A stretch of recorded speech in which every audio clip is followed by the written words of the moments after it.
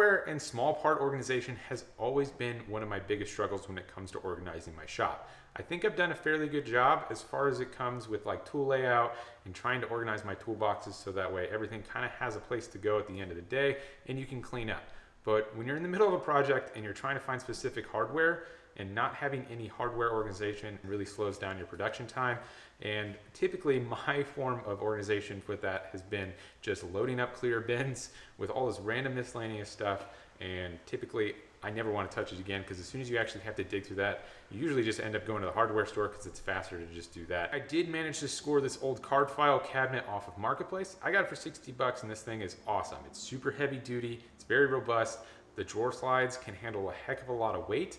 But one of the issues is once it's fully loaded up with everything, it gets really, really heavy and it's slightly unstable if you try to move it around. So I'm gonna build a frame for it. We're gonna be able to put it on casters. And I also kind of want to incorporate some storage for these small compartment bins that I actually have. These are super convenient because I do a lot of traveling for work. I can just grab the hardware that I'm gonna need because it's already in its own separate bin, throw it in the trailer, and then when I get back, put it right back where it goes. But I haven't really had a place to actually put them back or store them, so they've kind of just ended up all over my shop. I drew this entire project up in Fusion 360 just because I really enjoy being able to completely build something in CAD before I actually do anything with real material. You're able to generate your entire cut list, get all the parts that you're gonna need, and then when it comes time to actually building it, you can kind of just mindlessly follow your cut list and get it all assembled really quickly.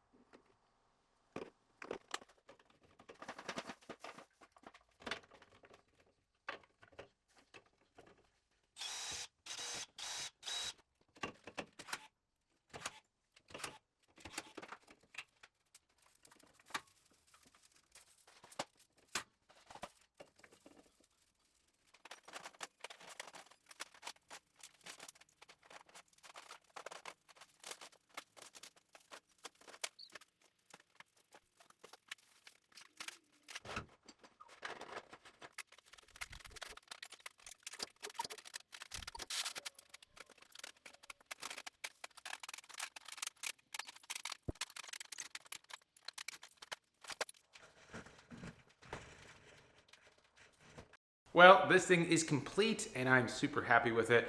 I really think it turned out awesome. It's great how easy it rolls around, and this thing is super, super heavy right now. And I know it's not fully loaded up because most of these are completely empty right now. Eventually I will go through and completely organize this thing. I figured I would save that for another video once I kind of come up with what I want to do to organize this thing to its best of its ability.